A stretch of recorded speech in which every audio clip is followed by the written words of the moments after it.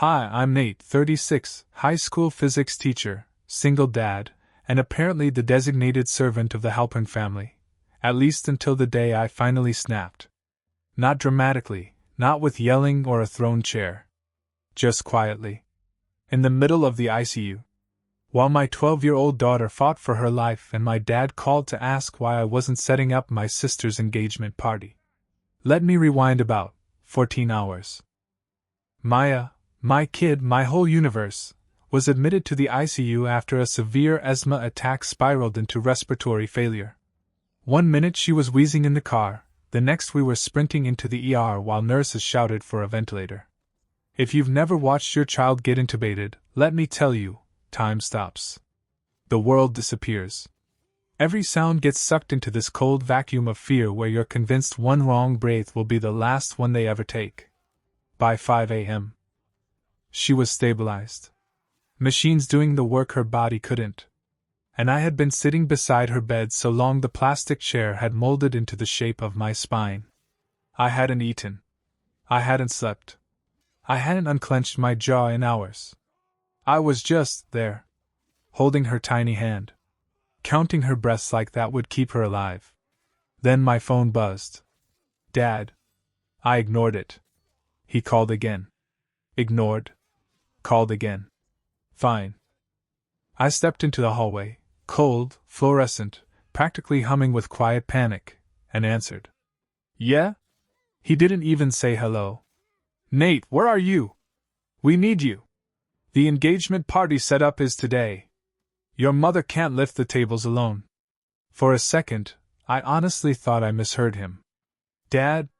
I'm in the ICU. Maya's on a ventilator. I know, he said like I'd mentioned a mild inconvenience. But family obligations don't just disappear because you're having a rough night. A rough night. I stared at the glass door to Maya's room, at my daughter lying unconscious under a web of tubes, and felt something inside me tilt. You want me to leave my kid to hang streamers? I asked. You were supposed to cover catering, he barked. Clara's big day is tomorrow. She deserves your support. I laughed. Out loud. Not because it was funny, but because my brain short-circuited from disbelief. My daughter nearly died, Dad. And your sister's counting on you. You always do this, you make everything about you. There was a long pause. A breath. A decision I felt settle in my bones. Dad, I said quietly, I'm not coming. He inhaled sharply, like I had physically slapped him. If you can't show up for family, he said, don't expect family to show up for you. Okay, I said. He wasn't expecting that. Then he delivered his final blow. Then you're cut off. Good. Click. I blocked his number. Then my mother's. Then Clara's. I walked back into the ICU, sat beside Maya, took her hand, and exhaled for what felt like the first time in my life. No guilt. No fear. Just clarity. I realized my parents only loved me when I was useful. And for the first time ever, I decided to stop being useful. The next morning, I woke up in the same plastic ICU chair with my neck shaped like a question mark and my phone lit up like a Christmas tree. 32 messages. All from the Halpern family group chat. I opened it. Mom, don't forget to bring the folding chairs from your garage. Clara. Which balloons match better? Pink or champagne? Dad. Truck needs to be here by 3. Nate, don't be late. Not. 1. Message. About Maya. I typed back. Maya is in the ICU. I'm not coming. Don't ask me for money. Don't contact me unless it's about her. I hit send. Immediately, the dots appeared. Mom. Your grandmother would be heartbroken if she saw how cold you've become. Clara. Seriously? You're ruining my weekend. This is supposed to be my happy time. Dad. Grow up. Stop making everything about you. A cousin chimed in. Family is family, man. Another aunt. You can't stay mad forever. My phone turned into a guilt sprinkler. I muted the chat for a year. Then I started the real work. I logged into every account I once shared with them, because of course my parents had tied half their utilities to me when I was 19 and never bothered to change it. I closed the joint phone plan. Removed myself from the old house's utility account. Changed every password. Disabled every autopayment Clara had ever borrowed until payday. One by one, I shut doors they'd walked through for years like they lived there. Each click felt like oxygen. When I went back to Maya's room, her oxygen numbers were improving. She wasn't awake yet, but her breathing was easier. Her fingers twitched in that tiny, hopeful way. I sat beside her and whispered, "We're okay, kiddo. I'm done being their fix-it guy." For the first time in my life, I meant it. But of course, they weren't done with me. The next day around noon, I stepped out of Maya's room for 30 seconds, literally 30, to grab bad hospital coffee from the vending machine. When I turned around, I froze. My father was walking down the ICU hallway like he owned the place. My mother trailing behind him, clutching her purse dramatically like she was auditioning for a role where the script simply said, "Sigh heavily in judgment." He didn't check in with nurses. Didn't ask where he was allowed to be. Didn't lower his voice. "Nate," he said loudly. "We need to talk." I stepped forward just enough so he couldn't see into Maya's room. "You shouldn't be here." "Please," he scoffed. "This is exactly where I should be. You blocked my number." "That's childish." "And you're in the ICU complaining about phone etiquette?" He crossed his arms, voice rising. "You embarrassed your mother. You humiliated Clara. Family pulls together in hard times. You don't get to walk out because your feelings are hurt. My daughter," I said low, "was on a ventilator." He waved a hand like I was being dramatic. "You always make things sound worse than they are. She's stable now. Clara's engagement." "Stop." "But he didn't." "You think being a single dad makes you special? You've hidden behind that story for 12 years. Everyone loses people, Nate. You're not the only one who's suffered." That was it. The line. The one he didn't get to cross. I stepped in close, side to eye. "You do not talk about Leia." He hesitated, just long enough for me to see he knew he'd gone too far, but then he doubled down. "What? You gonna threaten me?" "No," I said. "Just setting a boundary. You're leaving. Now." Mom stepped in, voice trembling with the exact right amount of theatrical sorrow. "We only wanted to see her. She's our granddaughter. She's not a prop," I said. "You don't get access without respect." Dad stiffened. "You walk away from your family now? Don't expect us back when you need help." I actually laughed. "When have I ever had your help?" He opened his mouth, nothing came out. A nurse started toward us, but I shook my head. I had it under control. Dad muttered, "You'll regret this." "Maybe," I said. "But not today." They turned and walked out. When I stepped back into Maya's room, she was still asleep, breathing on her own. Her hand twitched when I took it. And I swear, even unconscious, she looked more at peace than I'd ever seen my parents. By the end of the week, Maya was breathing without assistance. No tubes, no mask, just her own lungs doing their job like the miracle they were. The doctor said if she kept improving, she could go home in a few days. That should have been the point where everything calmed down. But of course, my family treated Nate set a boundary. Like it was a national emergency. It started with a screenshot from a coworker. My dad's Facebook post. "Sad when your own child betrays the family who raised him. Trust once broken cannot be repaired. Pray for us." Mom added her own post, a photo from the engagement decorations.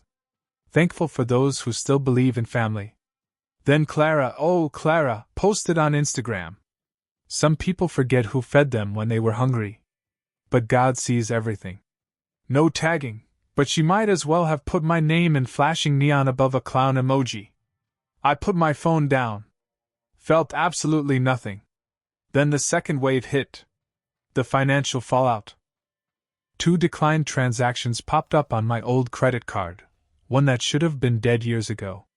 $230 at a party supply store. $600 at a catering service. All for Clara's engagement party. They tried to use my old card, assuming it would still work. Because why wouldn't it?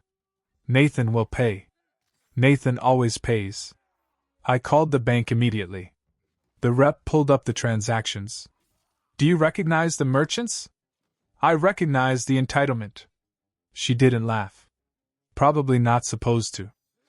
But she did say, Would you like to press charges?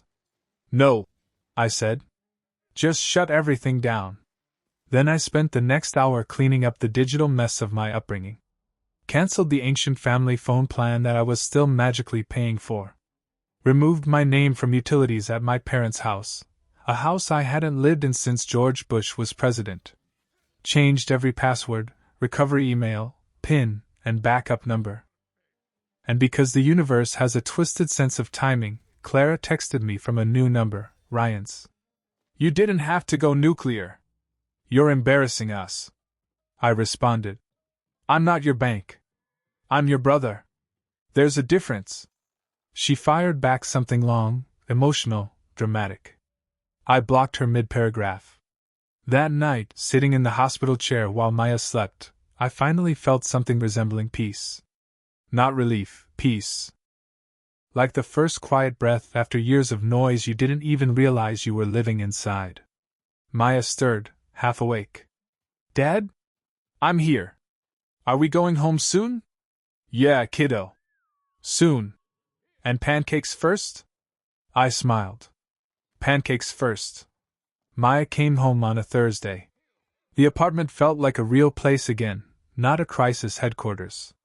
She walked inside slowly, still pale but steady, clutching her little pulse oximeter like it was a badge of honor. Home, she whispered. That alone nearly took me out. We spent the next few days settling back in. Pancakes, slow walks, easy conversations. Her drawings returned, rockets, stars, weird aliens with too many elbows. Life was finally leveling out. And then, of course, someone had to shatter the peace. Friday morning. Knock on the door. Not angry. Not frantic. 3 short taps. Then silence. When I opened it, I froze. My parents. Standing there like the world's most uncomfortable parade float. Dad in a pressed flannel.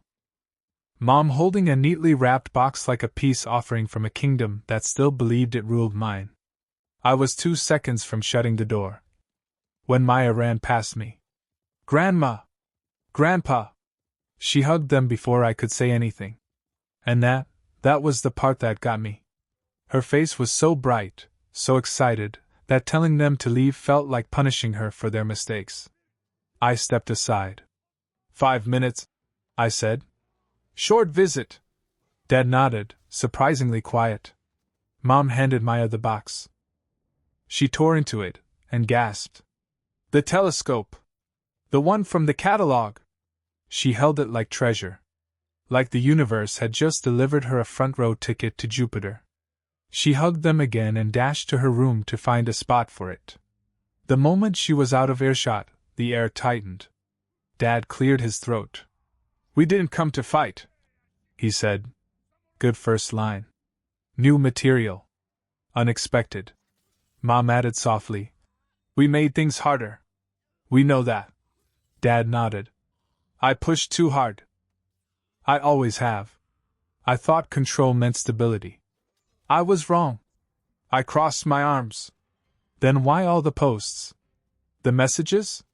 The lies? He winced. No excuses. Just fear. And pride. Mom looked at me, eyes wet but steady. We miss her. We miss you. But we'll understand if you don't want us back. I let them sit in that silence. Not to punish. But because for once, their discomfort wasn't my responsibility. Finally I said, here's how this works if you want to be in our lives. No guilt. No money requests. No surprise drop-ins. No using Maya as leverage. You text first. You wait for yes. Dad nodded instantly. Understood. Mom wiped her eyes. Thank you for letting us try again. Before I could respond, Maya returned with the telescope box hugged to her chest. Can we set it up tonight? She asked. If the sky's clear, I said. Mom smiled gently. We'd love to see it too, if you'll have us. I glanced at Maya, not them. Her smile was enough. We'll see, I said. After they left, I'd barely had time to breathe before another knock came. This one was different, hesitant. When I opened it, Clara stood there.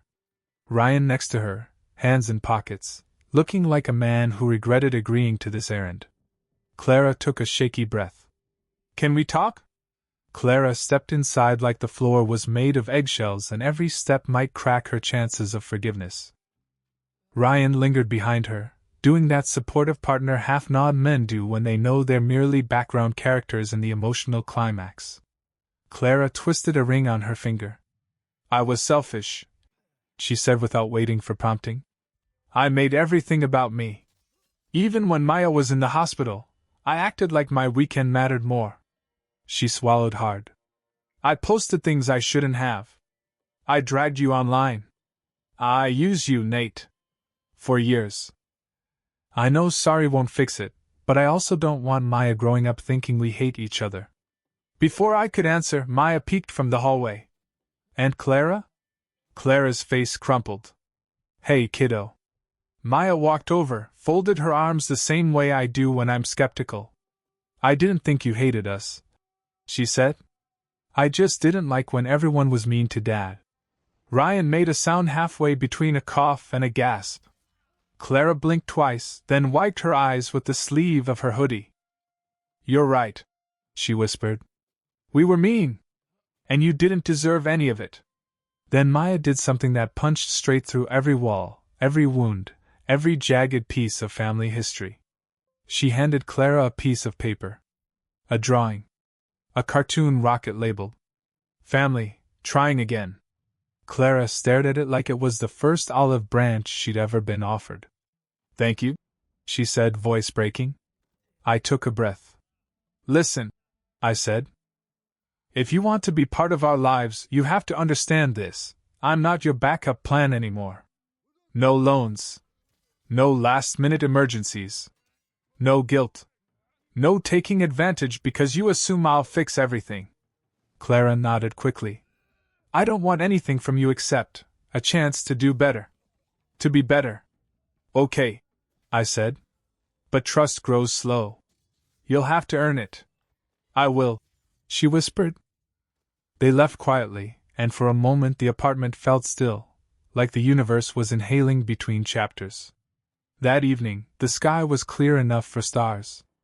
I texted my parents and Clara. Sky's clear. If you want to see Jupiter, come by at 8. Short visit. At 8 sharp, 2 cars pulled up. We set up the telescope on the balcony. Maya took charge, adjusting the lens, tightening screws, whispering little facts about space like the world's smallest astrophysicist. No tension. No shouting. Just quiet, careful presence. Mom handed out thermoses of hot chocolate. Clara helped Maya focus the telescope. Dad stood off to the side, watching her with a softness I hadn't seen since I was a kid. See that dot next to Jupiter? Maya said, proud. That's Io. It's one of the moons. Clara leaned in. It's beautiful. Maya grinned. It's fiery. It never stays still. Dad chuckled. Sounds like someone I know. I looked at him. For the first time in a very long time, his eyes held no judgment. Just quiet gratitude. When everyone left, I tucked Maya into bed. She was still talking about the telescope, about stars and moons and fiery planets, and how the universe was always moving, even when it looked still. I watched her drift off, her breathing steady and peaceful. Forgiving them didn't make me weak. And it didn't erase what they did. It meant something simpler. Something stronger. It meant Maya would grow up learning that love can have boundaries. And still be love.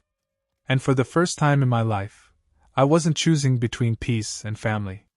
I was choosing both. Even if it took the whole universe to get here,